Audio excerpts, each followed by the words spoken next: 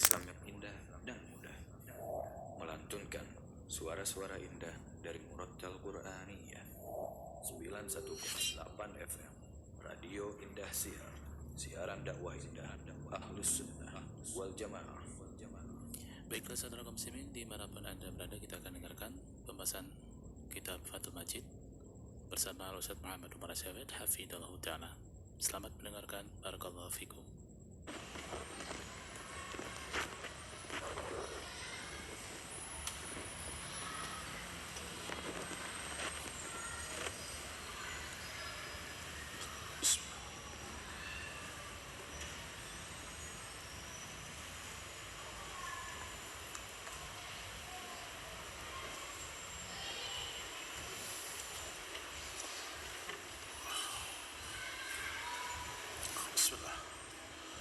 Assalamualaikum warahmatullahi wabarakatuh. Innal hamdalillah nahmaduhu wa nasta'inuhu wa nastaghfiruh wa na'udzu billahi min shururi anfusina wa min sayyiati a'malina.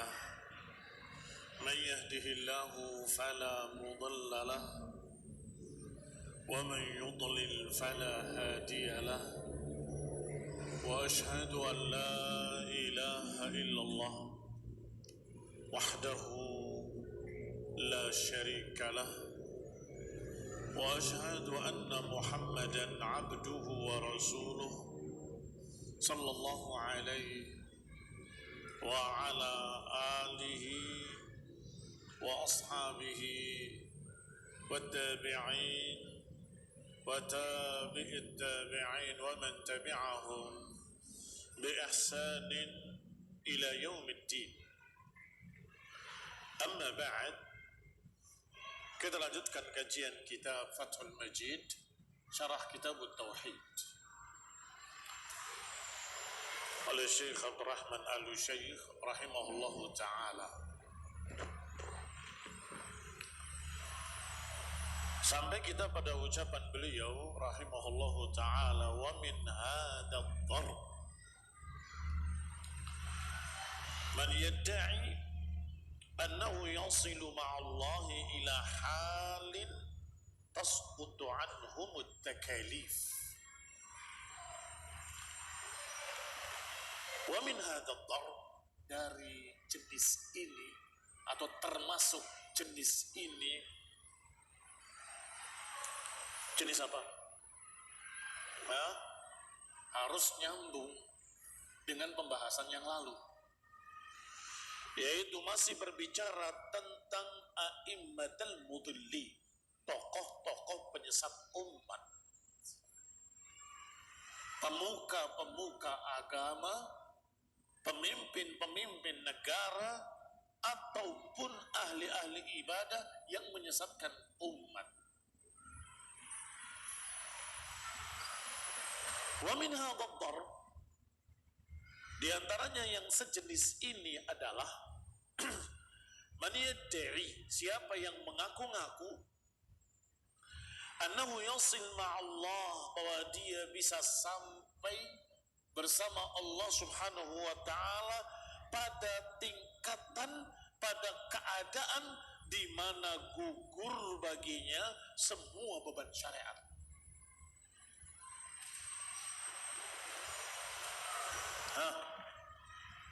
Aliran apa itu? Yang mengajarkan demikian, na'udzubillahi minadh dhalal, kita berlindung kepada Allah Subhanahu wa taala dari kesesatan. Masih ringan kalau kesesatannya untuk diri sendiri, tetapi dia mengajarkannya pada orang lain. Dia berkata kepada pengikut-pengikutnya, kalau saya berbeda dengan kalian, saya ini sudah sampai pada tingkatan di mana saya tidak terikat lagi dengan syariat. Kalian masih harus terikat dengan syariat. Karena menurut mereka manusia atau muslimin dalam beribadah, pertama adalah tingkat syariat, kemudian meningkat menjadi ma'rifat,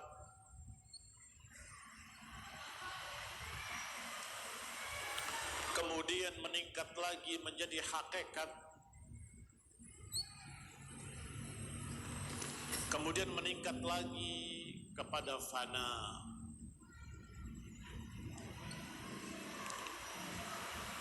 Barakallahu fiikum. Tingkat syariah masih harus terikat dengan halal haram, masih harus terikat dengan ibadah salat 5 waktu, puasa sebulan penuh, dan sekian banyak hukum-hukum syariat. Masih awal, sampai kemudian mengenali, tahu ma'rifat itu. Kenapa harus berzikir? Karena supaya ini. Mengapa harus sholat? Supaya ingat. Kenapa harus ibadah puasa? Karena supaya terlatih. Mengapa harus ibadah haji? Karena supaya begini. Ini namanya hakikat dari ibadah. Mulai mereka membawakan Rasulullah sallallahu alaihi wasallam ayat Allah Subhanahu wa taala yang ditafsirkan dengan salah dan batil. Wa'bud rabbaka hatta ya'tiyaka al-yaqin. Beribadalah pada Rabbmu hingga datang kepadamu keyakinan. Maka tokoh tadi berkata, sekarang saya sudah yakin. Untuk apa lagi beribadah? Beribadahlah sampai datang padamu keyakinan. Sekarang saya sudah yakin. Padahal tafsirnya tidak ada khilaf dari para ulama, tidak ada khilaf dari para mufassirin qadiman wa haditha. Apakah mufassir yang dulu atau mufassir yang sekarang, mereka semua menyatakan al-yaqin adalah al-maut. Beribadalah sampai mati. Dan itu mencocoki sekian banyak ayat yang lain. Apa itu? Wattaqullaha haqqa tuqatih wa la tamutunna illa wa antum muslimun. Jangan sampai kamu mati kecuali dalam keadaan Islam. Jadi disuruh berislam, mengikuti Islam sampai mati. Wa'bud rabbaka hatta ya'tiyakal maut. Itu maknanya. Tapi mereka berkata yakin adalah keyakinan. Beribadahlah pada Allah sampai yakin. Sedangkan saya sudah yakin. Kalau kalian harus terus beribadah, jangan seperti saya sudah lain. Akhirnya dengan ma'rifah ini mencapai tingkat hakikat. Dia sudah tahu hakikat kullu syai'in. Hakikat kullu syai'. Ini hakikatnya ini hakikatnya itu hakikatnya ini. Maka semua yang kalian pahami di dalam Quran dan Sunnah, semua yang kalian baca dalam Quran dan Sunnah tentang syariat, ibadah, halal, haram dan seterusnya, kata mereka, hakikatnya bukan itu. Kalian hanya tahu tafsir-tafsir zahir, sedangkan kami tahu tafsir-tafsir batin, katanya. Muncul istilah apa? Kebatinan.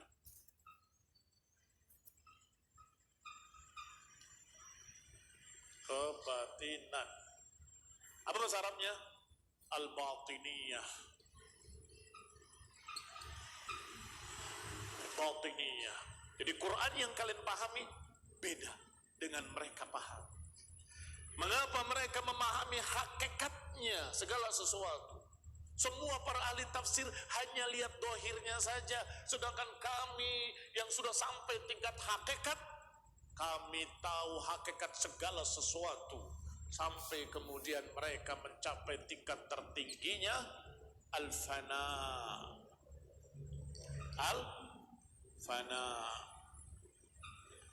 Apa yang kita tulis?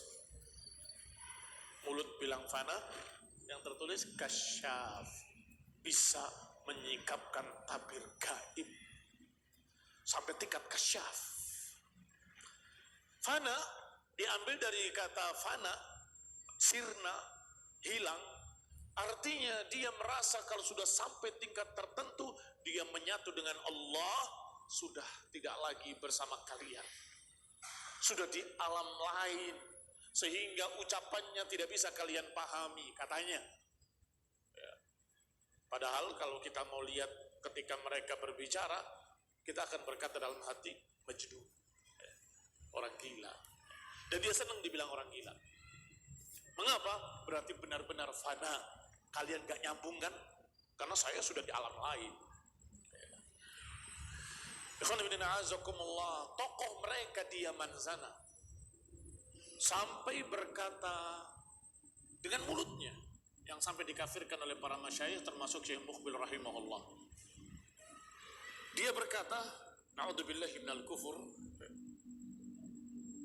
ana akhluqul 'arsy, ana alladhi rafa'tu as-samaa'a bighairi 'amadin tarawnaha. Akulah yang menciptakan segala sesuatu. Akulah yang mengangkat langit tanpa tiang-tiang. Akulah, dan seterusnya dan seterusnya. Majnun apa enggak majnun? Majnun. Kok bisa ngomong saya menciptakan langit tanpa tiang? Ya kafirlah, mengaku dia menciptakan. Kata pengikutnya, bukan begitu maksudnya. Lalu dia mengatakan, saya itu Allah, karena Allah ada pada dirinya.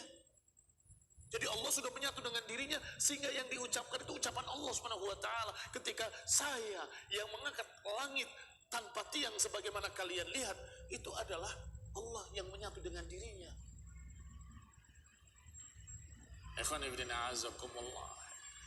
Berapa banyak yang disesatkan oleh satu tokoh ini?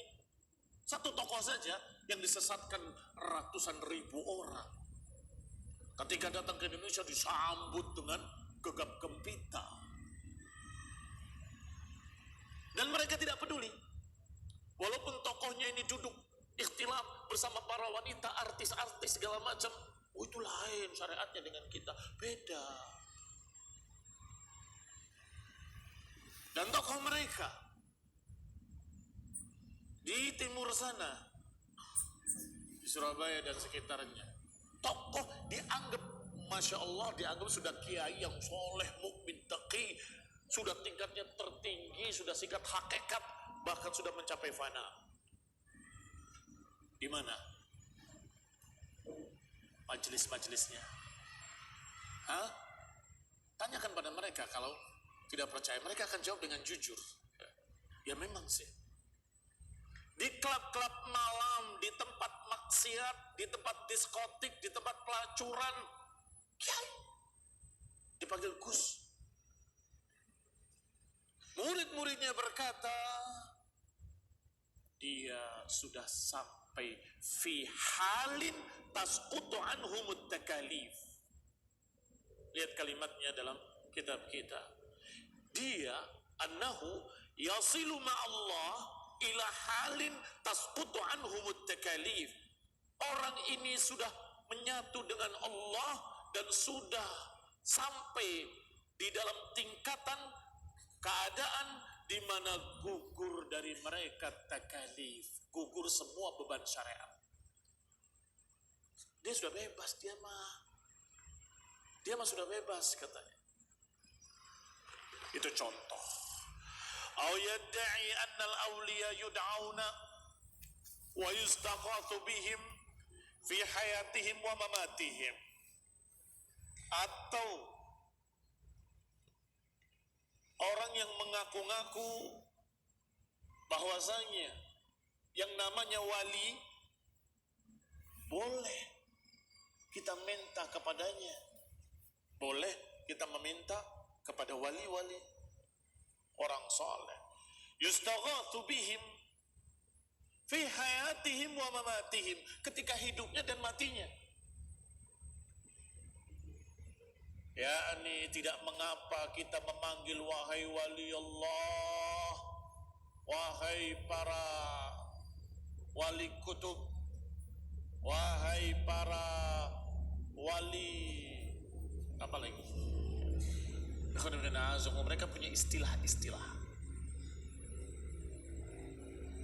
Yang ini ada 70, yang ini ada 44, yang ini ada sekian, begitu.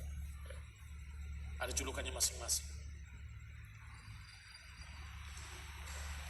Barakallahu fikum.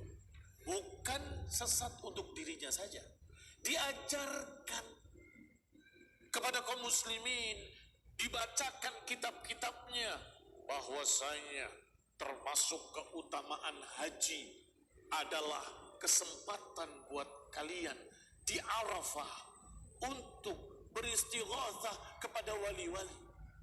Karena para wali-wali al-aqtab wan nujaba, aqtab wali kutub, nujaba wali najib, ya.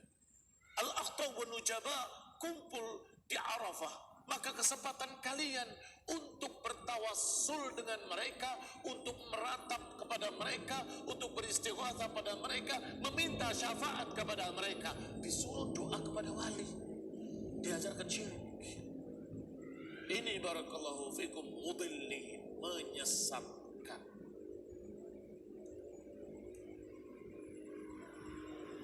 Atau langsung berkata kepada mereka tentang dirinya, saya bisa membantu kalian hidupku dan matiku.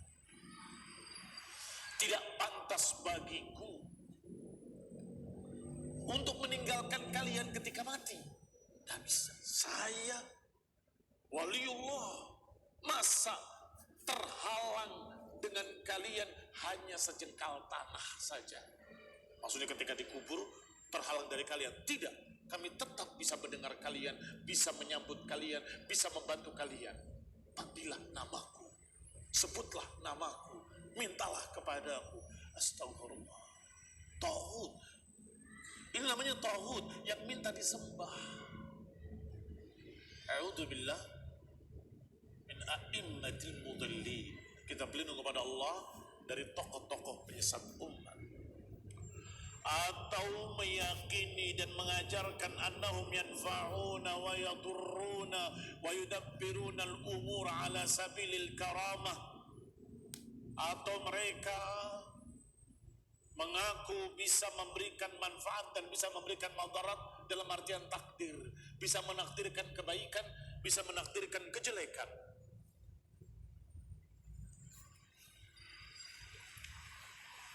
Yudabbirun, dan bisa mengatur alam.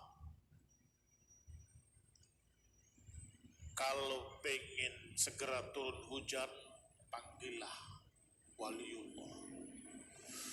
Atau kebanyakan hujan banjir, panggillah waliullah. Karena mereka yudabbirun, mereka ikut mengatur bersama Allah, katanya. Kalau kalian tanya, masa ikut mengatur? Bukankah yang mengatur alam semesta adalah Allah? Iya, tetapi wali ini ikut mengatur sebagai karomah, kelebihan yang Allah berikan pada mereka. Maka muncullah cerita-cerita khurafat, dongeng-dongeng khurafat, terutama dalam kitab Manaqib Abdul Qadir Jailani. Di dalamnya ada kisah-kisah aneh. Abdul Qadir Jailani sedang mengajar santri-santrinya, kemudian nanya, aina fulan? Santri yang paling baik, yang paling solehnya, yang paling rajinnya, kok nggak ada? Meninggal kemarin. Meninggal. Dikejar malaikat pencabut nyawanya. Terbang dia. Abdul Qadir Jailani terbang. Kembalikan murid saya. Engkau mematikan murid saya tanpa izin pada saya? Saya diperintah oleh Allah. Tidak bisa. Akhirnya tarik-tarikan keranjang arwah yang mati hari itu. Ya. Bisa. Ini perintah. Enggak bisa. Saya berhak. Karena saya waliullah. Karena tarik-tarikan malaikat Jibril dengan Abdul Qadir Jailani, akhirnya keranjangnya tumpah. Maka semua yang mati hari itu hidup kembali. Gimana? Hah? Percaya? Kalau dia waliullah, nggak akan menentang Allah. Allah memerintahkan mati, dia menyatakan jangan. Itu menentang Allah. Tidak mungkin. Abdul Qadir Jailani rahimahullah adalah seorang faqih, alim, saleh. Tidak mungkin dia menentang takdir Allah dan menentang perintah Allah Subhanahu wa taala. Makan ayam, tulang-tulangnya dilempar jadi ayam lagi, hidup lagi. Dalam kitab yang sama, Manaqib Abdul Qadir Jailani. Na'udzubillahi minadh dhalal. Alhamdulillah, ternyata itu hanya dongeng dari pengikutnya yang berlebihan. Padahal beliaunya tidak mengaku-ngaku seperti itu. Tidak menentang Allah. Bahkan dia menulis kitab namanya kitab Al-Ghunyah. Kitab beliau rahimahullah. Maka kitab Manaqib itulah yang sesat dan menyesatkan. Masih ada lagi jenis lain. Termasuk juga penyesat umat adalah annahu yattali' 'ala al-lawhil mahfuz. Bahwasanya dia bisa melihat apa yang ada di lauhil mahfuz. Wa ya'lam asraran nas, dan mengetahui rahasia-rahasia manusia, wa ma fi dhamairihim, dan tahu apa yang ada di dalam hati-hati mereka. Apa itu? Itu yang disebut dengan Al-Kasyaf. Mereka menganggap kalau sudah sampai tingkat ma'rifat, naik lagi dia mengetahui hakikat. Ketika sudah mengetahui hakikat, dia mencapai tingkat fana, menyatu dengan Allah. Yang biasa mereka sebutkan dalam bahasa Jawa, manunggaling Gusti Kawulo. Manunggaling Gusti Kawulo. Tuhanku sudah menyatu dengan diriku. Kamu siapa? Saya Allah. Dari mana? Dari Allah. Mau kemana? Mau ke Allah. Kamu ini apa? Saya Allah. A'udzubillahi minasyaitonir rajim. A'udzubillahi minal kufur. Jadi kalau sudah gila, itu berarti sudah paling tinggi, paling istimewa. Kamu ketawa kan? Padahal terjadi pada hari ini di zaman kalian, seorang kiai dengan pengikutnya dan dengan mobilnya berjalan, kemudian tiba-tiba berhenti di sebuah pasar karena melihat ada orang gila. Kemudian dipegang tangannya, dicium dan dicium keningnya, kemudian naik kembali. Pak Kiai, itu orang gila bukan? Kau peluk, siapa bilang dia orang gila? Itu wali min auliyaillah. Tanyakan. Cerita seperti itu. Aneh ya? Terjadi yang kayak gini. Karena keyakinan akidah yang balal, yang rusak, yaitu tingkatan-tingkatan tadi, tingkatan syariah, ma'rifah, hakikat, sampai kemudian fana, alias junun. Mereka bangga dengan kejununannya, dengan kegilaannya. Kata mereka, bukankah kalau orang cinta kepada seorang wanita dengan puncak kecintaan dibilang tergila-gila? Nah, saya itu tergila-gila dengan Allah, sampai gila karena cintanya kepada Allah. Bangga dengan kegilaannya. Naudzubillah minadh dhalal. Nah, di tingkat fana inilah mereka katanya bisa membuka tabir gaib, dijuluki dengan Al-Kasyaf, dan itu diajarkan di dalam kitab Fadhailul A'malnya Jamaah Tabligh. Maaf saya sebut terpaksa, karena di dalam kitab Fadhailul A'malnya ada dalam keutamaan la ilaha illallah. Silakan buka. Disebutkan di sana kisah. Kata penulis, saya mendengar ada pemuda yang sudah mencapai tingkat kasyaf. Pakai istilah kasyaf. Sudah bisa melihat tabir gaib. Maka saya pun datang menemuinya. Karena aku berharap dia bisa mendoakan ibu. Dia datang.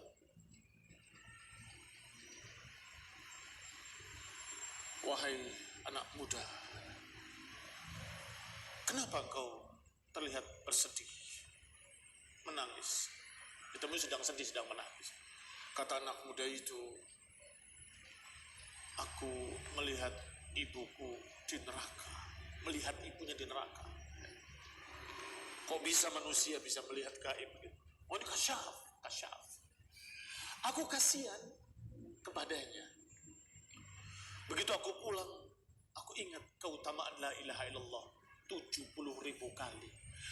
Aku bacakan malam itu 70.000 kali la ilaha illallah, la ilaha illallah. Dan aku kirimkan 70.000 kali la ilaha illallah ke ibunya pemuda tadi. Ketika keesokan harinya, aku bertemu dengan pemuda itu dalam keadaan ceria wajahnya, gembira. Aku tanyakan, wahai anak muda, mengapa engkau sekarang ceria? Kata anak muda tadi, aku melihat ibuku diselamatkan dari neraka. Kata si penulis Fadhailul A'mal tadi, dari sini saya mengetahui dua faedah penting. Pertama, bukti kalau anak muda tadi benar-benar kasyaf, karena aku mengirimkan 70.000 kali la ilaha illallah itu tanpa bilang sama dia, dan sembunyi-sembunyi di rumah di tengah malam, nggak ada yang tahu. Oh, tiba-tiba dia tersenyum, katanya diselamatkan. Berarti benar-benar kasyaf. Yang kedua, berarti kalimat la ilaha illallah 70.000 kali itu ternyata manjur. Keutamaan menyebut 70.000 kali la ilaha illallah. Kisah ini ada dalam kitab tersebut. Yang artinya mereka mengajarkan ada orang-orang yang sudah sampai tingkat kasyaf, mengetahui tabir-tabir gaib, bisa melampaui tirai kegaiban, bisa melihat di Lauhil Mahfuz, bisa melihat apa yang disembunyikan oleh Allah di catatan takdirnya. Astagfirullah. Padahal ayatnya sangat jelas menyatakan tentang dirinya. Allah Subhanahu wa taala berfirman, "Alimul ghaibi fala yudhiru ala ghaibihi ahada." Allah lah satu-satunya yang alimul ghaib dan tidak menunjukkan kegaibannya pada siapapun. Kemudian dikecualikan para nabi, kemudian dikecualikan para anbiya. Illa man irtada min rasulin fa innahu yasluku min baini yadayhi wa min khalfihi rasada. Kecuali beberapa nabi, sebagian para anbiya. Kalau diberitahu oleh Allah, ya nabi tahu. Sebagaimana kalian pun ketika diberitahu, ya tahu. Tahu nggak nanti di akhir zaman akan muncul Dajjal? Tahu? Iya, saya tahu. Bahkan itu gaib. Kok kalian tahu yang gaib? Itu mau diberitahu oleh Nabi. Nabi diberitahu oleh Allah Subhanahu wa taala. Tahu kan nanti di akhir zaman akan muncul, akan turun Isa alaihissalam? Tahu. Dari mana? Berita dari Nabi. Dan Nabi diberitahu oleh Allah Subhanahu wa taala. Tetapi yang tidak diberitahu, tidak mungkin akan ada seorang pun yang mengetahui hal-hal gaib. Maka berarti ini dusta. Tidak mungkin ada seorang manusia yang kasyaf. Tidak ada. Walaupun karamah, tinggi mana karamah dengan mukjizat? Tinggi mukjizat. Mukjizat pada Nabi SAW dan pada anbiya. Tetapi Rasulullah SAW ketika disambut di Madinah dengan berkata, "Qad ja'ana man ya'rifu man ma fi ghadin." Telah datang kepada kami seorang yang tahu hari esok. Nabi stop. Silakan kalian ucapkan apa yang kalian ucapkan, tapi jangan mengatakan aku mengetahui hari esok. Tidak ada yang ya'lama fi ghadin illallah. Tidak ada yang mengetahui hari esok kecuali Allah Subhanahu wa taala. Nabi punya mukjizat, enggak tahu yang gaib. Bahkan lebih jelas lagi dalam Al-Quran, Allah perintahkan kepada nabinya untuk berkata, saya tidak tahu yang gaib. Dalam Al-Quran, Allah perintahkan nabinya untuk berkata, saya tidak tahu yang gaib. Siapa yang tahu ayatnya? Hah? ghaibi. Lau kuntu a'lamul ghaiba lastakthartu minal khair wa ma massani as-su'. Cari, tulis secara lengkap ayatnya di surat apa, ayat berapa. Qul, katakan wahai Rasul, lau kuntu a'lamul ghaib, kalau aku tahu yang gaib lastakthartu minal khair. Kalau aku tahu yang gaib, aku akan perbanyak kebaikan-kebaikan. Wa ma massani as-su', dan aku enggak akan disentuh kejelekan kalau tahu yang gaib. Nabi pernah tertimpa kejelekan atau enggak? Pernah. Terkena lemparan batu ketika perang, berdarah. Pipinya masuk lempengan besi dari mikfarnya, dari pelindung kepalanya ke dalam pipinya, dan patah giginya. Bukan ompong ya, patah giginya.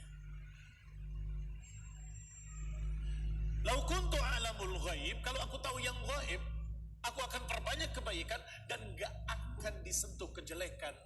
Begitu batu dilemparkan, dia udah tahu, oh bentar lagi akan ada batu kesini nih, ngeles kan gitu.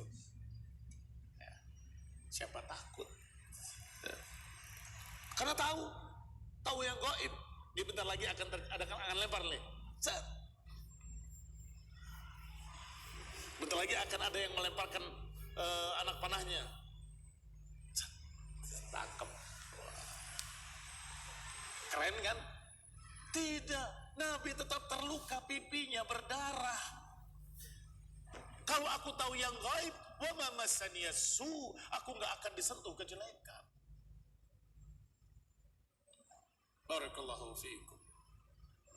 Maka mereka yang mengaku kasyaf dan mengaku adanya orang yang mencapai tingkat kasyaf atau menganggap termasuk karamah adalah yattali' ala lauhil mahfuz, bisa melihat apa yang ada dalam catatan takdir. Wa ya'lam asrarun nas, bisa mengetahui rahasia-rahasia manusia. Wa ma fi dhamairihim, dan apa yang ada di hati-hati mereka. Begitu datang kamu ke rumahnya, ke rumah orang ini, tokoh penyesat umat ini, kamu dari Cirebon kan? Namamu Fulan bin Fulan. Loh, kok tahu? Kamu kesini karena hajat, mau ini kan? Kok tahu? Kamu pakai kendaraan ini? Oh betul. Kamu begini-begini. Loh, kok tahu semua? Wah, waliullah ini hebat waliullah katanya. Bukan. Barakallahu fiikum. Kerjasama dengan jin. Rasulullah SAW, dia Rasul memiliki mukjizat. Kalau nggak diberitahu oleh Allah, ya tidak tahu. Tetapi kalau diberitahu oleh Allah, maka Nabi tahu. Engkau akan bertanya tentang ini. Iya kan? Betul ya Rasulullah. Dijawab oleh Nabi. Terjadi mukjizat. Tetapi ketika orang lain datang di waktu yang lain, Allah tidak beritahu, ya tidak tahu. Sallallahu alaihi wa ala alihi wasallam. Kalau diberitahu oleh Allah, berarti dia mendapatkan wahyu. Kalau mendapatkan wahyu berarti Rasul, baik orang tadi, yang ngaku wali tadi, dapat wahyu dari Allah. Kalau merasa mendapat wahyu, berarti ngaku Nabi, ngaku Rasul. Kalau tidak mendapat wahyu dari Allah, dari mana kamu tahu hal-hal gaib? Barakallahu fiikum. Adapun model-model seperti itu, kamu mau begini, kamu mau gini, kamu namanya ini, itu mah gampang. Gampang dalam artian mereka bisa kerjasama dengan jin. Karena bukan gaib. Gaib itu kan belum terjadi. Ini sudah terjadi. Datang kamu ada qorinya enggak? Setiap orang punya qori, punya jin yang mendampingi. Maka jinnya dia bertanya pada jinnya, siapa orang ini? Itu si Fulan dari sini, dia berangkat pakai mobil ini, dia mau nanya ini.